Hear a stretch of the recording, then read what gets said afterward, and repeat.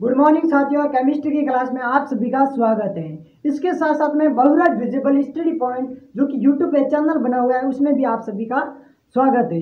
हमारा part first चल रहा है पदार्थ, जिसको साइंस की भाषा में कहते हैं द्रव्य, इंग्लिश में इसे कहा जाता है मैटर का पार्ट 5 स्टार्ट करने जा रहे हैं। तो पार्ट 4 में हमने क्या पढ़ा दोस्तों? पार्ट 4 में हमने ये पढ़ा कि पदार्थ का जो रासायनिक वर्गीकरण होता है उसमें शुद्ध द्रव्य क्या होता है। रासायनिक वर्गीकरण के दो प्रकार थे, शुद्ध द्रव्य और मिश्रण। उसमें शुद्ध द्रव्य क्या होता है और शुद्ध द्रव्य के कितने प्रकार होते हैं। तो हमने देखा था शुद्ध द्रव्य कितने प्रकार होते हैं, दो, तत्व और यौगिक।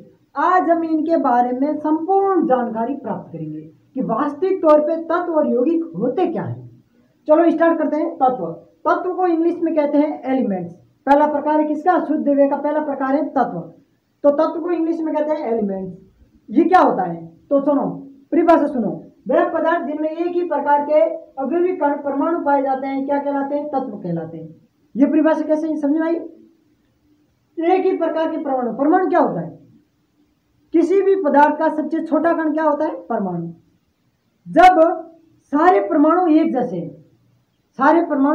हैं तो वह क्या है? सारे परमाणु जो एक जैसे वे आपस में मिलकर क्या बनाएंगे? तत्व बनेंगे। क्या बनेंगे? तत्व। इसकी यह परिभाषा ये भी हो सकती है, ठीक है। एक ही प्रकार के परमाणु से निर्मित पदार्थ क्या कहलाता है? तत्व कहलाता है। क्या कहलाता है? तत्व कहलाता है। मेन बात आपको ये ध्यान रखनी है कि तत्व में मुख्य तो क्या होता है? अवयवी कण परमाणु होता है। अरे जब सारे एक जैसे मिलके जब किसी पदार्थ का निर्माण करेंगे, ठीक है, तो वह संपूर्ण पदार्थ में क्या होंगे? एक जैसे कण होंगे। तो वह क्या है? आपका तत्व है। वह क्या है? आपका तत्व है। माना कि आपके पास एक बक्सा है जिसके अंदर क्या भरी हुई है?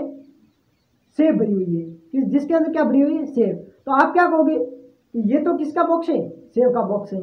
यही कहोगे ना, सेब का बॉक्स है। तो वह क्या है? एक शुद्ध है। ये क्या है? शुद्ध है। शुद्ध द्रव्य का प्रकार है तत्व, जिनमें एक ही प्रकार के परमाणु होते हैं। अब इसके उदाहरण देखा जाए, उदाहरण कौन कौन से होते हैं? तो परमाणु क्रमांक 1 से 10 तक के तत्व। परमाणु क्रमांक क्या होता है? ये नई चीज आ गई, परमाणु क्रमांक। तो दोस्तों परमाणु क्रमांक क्या होता है? किसी भी तत्व में क्या होते हैं, हमने ये जाना कि तत्व में क्या होते हैं? परमाणु होते हैं। अब परमाणु के अंदर 3 अपर्माणविक कण होते हैं, प्रोटॉन, न्यूट्रॉन और इलेक्ट्रॉन। ये हम अगले पार्ट में पढ़ेंगे। फिलहाल आपको इतना ध्यान रखना है, प्रोटॉन, न्यूट्रॉन और इलेक्ट्रॉन किसके होते हैं? अपर्माणविक कण। परमाणु के अपर्माणविक कण होते हैं। तो उनमें से जो प्रोटॉन की संख्या होती है ना, उसके आधार पर परमाणु क्रमांक का डिसीजन लिया जाता है। तो हाइड्रोजन में परमाणु क्रमांक हाइड्रोजन का 1 है, यानी उसमें प्रोटॉन की संख्या कितनी है? 1 है। हम ये भी कह सकते हैं उदासीन परमाणु में इलेक्ट्रॉन की संख्या, उदासीन परमाणु में इलेक्ट्रॉन की संख्या को भी क्या कहा जाता है? परमाणु क्रमांक कहा जाता है। हाइड्रोजन में एक ही प्रोटॉन होता है। हाइड्रोजन में एक ही प्रोटॉन होता है। तो हाइड्रोजन का परमाणु क्रमांक क्या होगा? 1। परमाणु क्रमांक क्या होता है? ये मतलब आपको समझने के लिए एक अच्छा उदाहरण है, आपकी हाजिरी ली जाती है। उस हाजिरी में क्या होता है? जैसे कि 1 नंबर पे फलाना है, दूसरे नंबर पे दूसरा फलाना है, तीसरे नंबर पे ये फलाना है, चौथे नंबर पे ये फलाना आता है। मतलब किसी का नाम है भाई, 1 नंबर पे रमेश है, 5 नंबर पे हितेश है। तो ये क्या है? एक क्रम होता है। एक क्रम होता है। ये हम क्रम किसके आधार पर डिसीजन लेते हैं? भाई कोई वर्ण के आधार पर लेता है कि भाई पहला वर्ण किससे स्टार्ट हो रहा है, इसके आधार पर डिसीजन लेते हैं ना। तो इसी में इस परमाणु क्रमांक जो इसमें तत्व में किसके आधार पर परमाणु क्रमांक में क्या लिया जाता है? प्रोटॉन की संख्या ली जाती है। परमाणु क्रमांक क्या लिया जाता है? प्रोटॉन की संख्या। तो जिसमें प्रोटॉन 1 है वह क्या है? हाइड्रोजन है। और इसका परमाणु क्रमांक क्या है? 1 है। हाइड्रोजन का परमाणु क्रमांक क्या है? 1 है।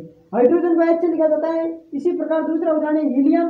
हीलियम को H से लिखा जाता है। Lithium Li, beryllium B, boron B, carbon C, nitrogen N, oxygen O और फ्लोरीन F और नियॉन N। ये क्या है? परमाणु क्रमांक 1 से 10 तक के तत्व है।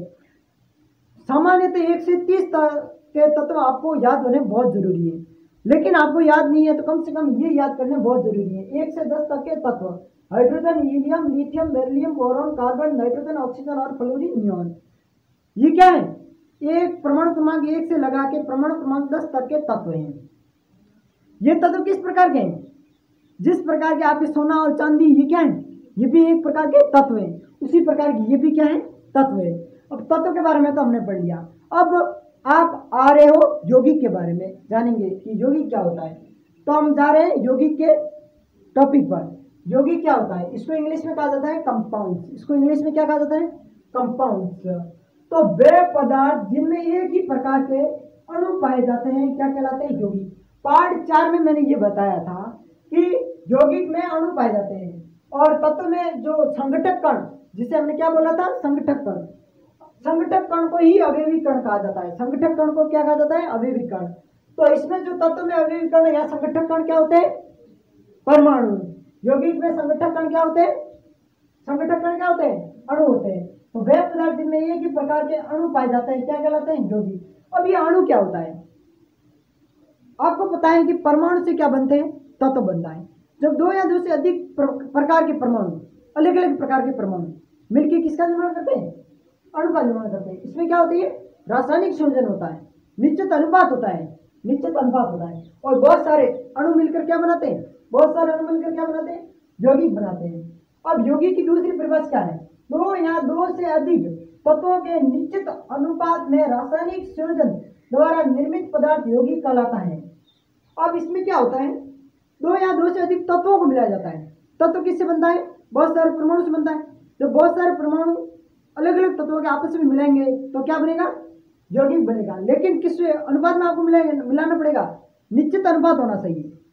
जैसे कि उदाहरण के तौर पे हम समझ रहे हैं, जल। जल क्या है, एक क्या है, यौगिक है, क्या है, कंपाउंड है। इसमें क्या है, एक तो हाइड्रोजन के परमाणु है, एक ऑक्सीजन के परमाणु। इसमें दो हाइड्रोजन परमाणु और एक ऑक्सीजन का परमाणु है। दो हाइड्रोजन के परमाणु, ये क्या है, हाइड्रोजन और ऑक्सीजन दो तत्वों से मिलकर बना है जल। उसमें हाइड्रोजन के दो परमाणु है, ऑक्सीजन का एक परमाणु है।